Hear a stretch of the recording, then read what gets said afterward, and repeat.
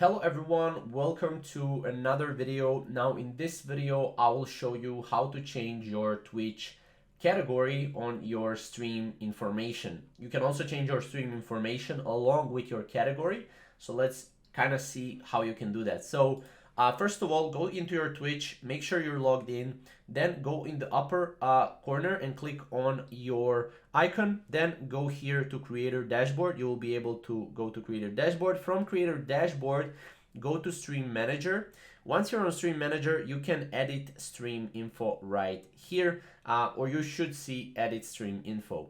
Now, once you have edit stream info, you will have here, you can edit title, you can edit go live notification, you can edit category right here, which is basically the purpose of this video, right?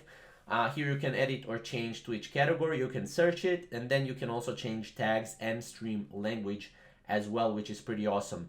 Then you basically go done, and yeah, that's basically it. It's very simple to do. If you have any questions or comments, comment down below.